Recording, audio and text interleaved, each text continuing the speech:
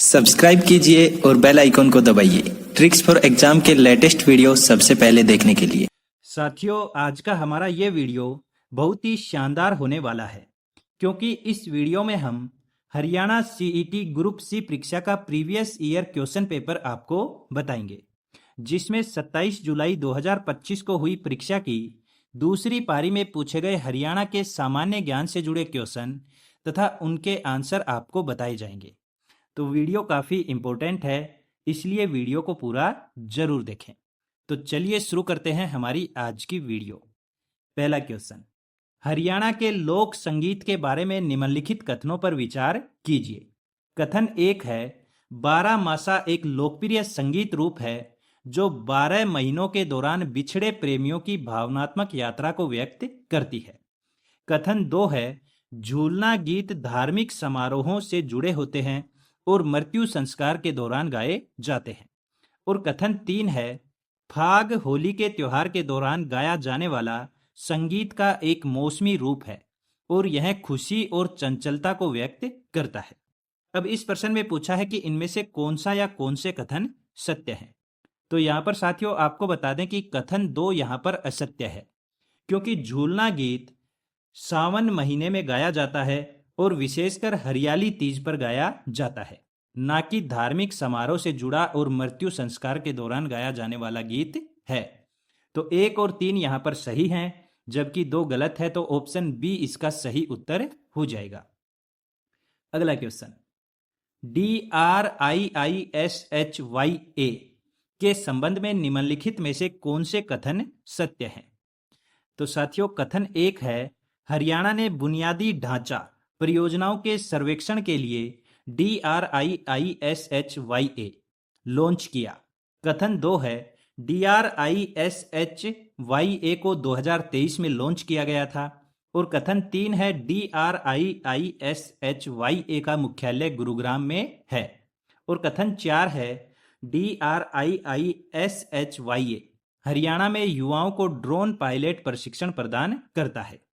तो यहाँ पर साथियों कथन तीन गलत है, जबकि एक, दो और चार यहाँ पर सही हैं। तो ये सभी ऑप्शन एक में दिए गए हैं, तो ऑप्शन ए इसका सही उत्तर हो जाएगा।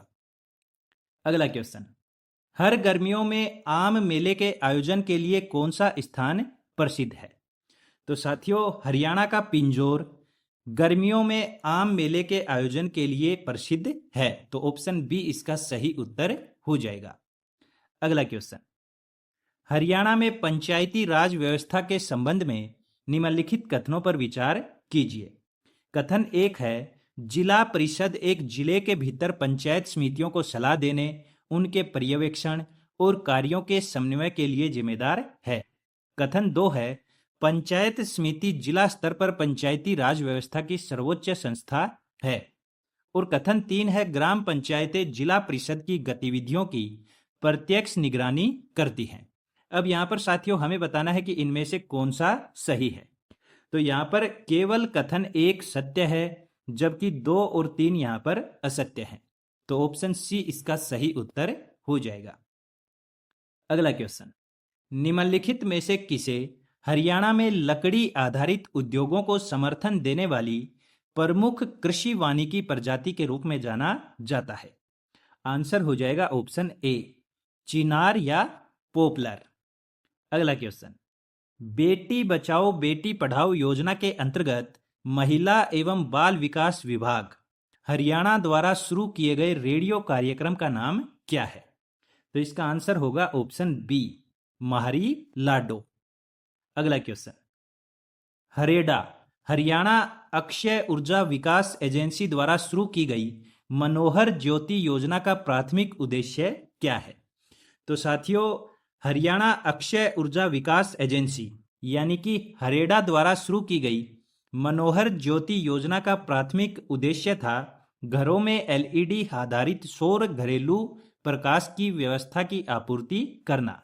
तो ऑप्शन सी इसका सही उत्तर हो जाएगा।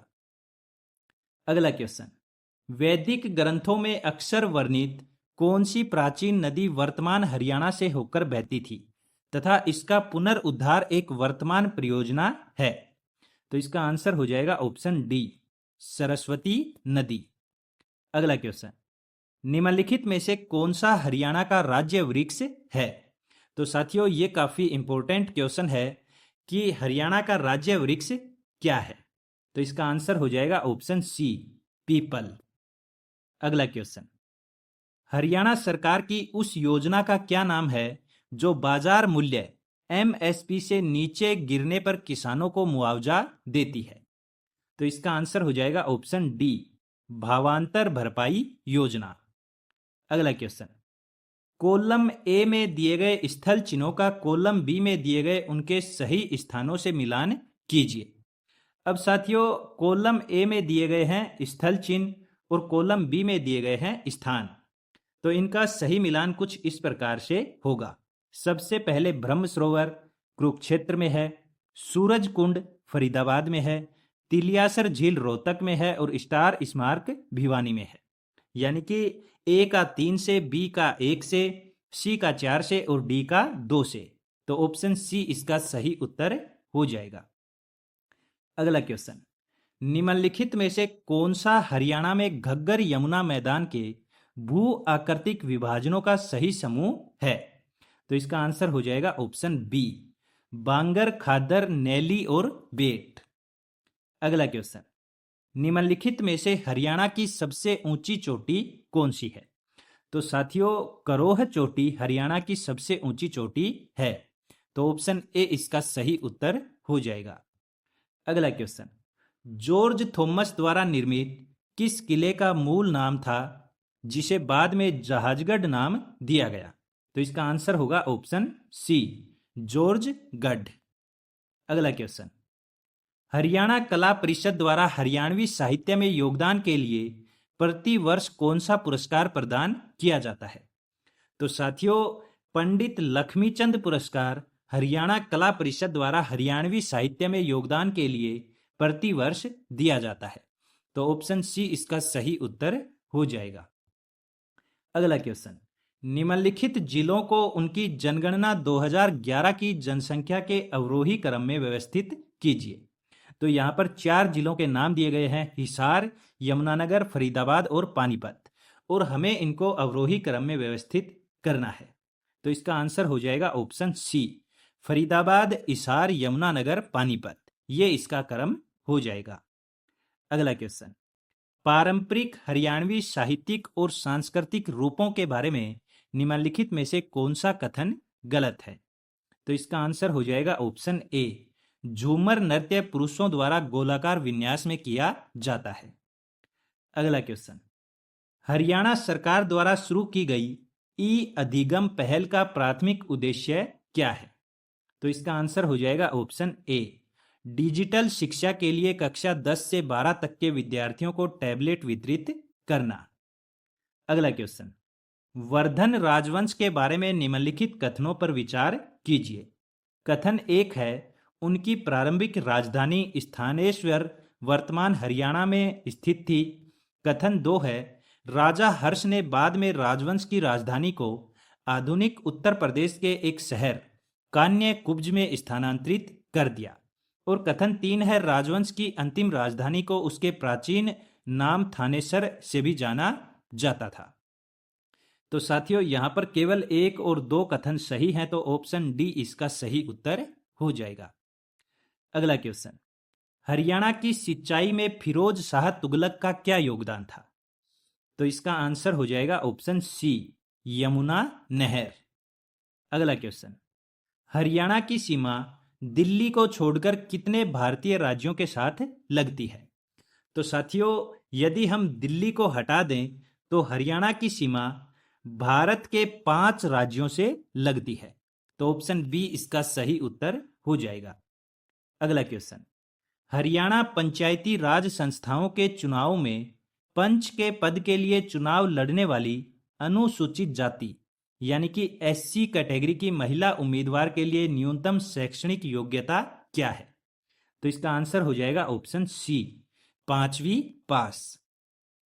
अगला क्वेश्चन, सर्किट हाउस को किस वर्ष राज्यपाल के निवास सह कार्यालय में परिवर्तित किया गया और वह हरियाणा राजभवन बन गया? तो साथियों इस प्रश्न का सही उत्तर होगा ऑप्शन सी 1966 में। तो साथियों आगे भी ऐसे ही important previous year question papers के लिए चैनल को सब्सक्राइब करें और वीडियो को ज़्यादा से ज़्यादा लाइक और शेयर करना ना भूलें।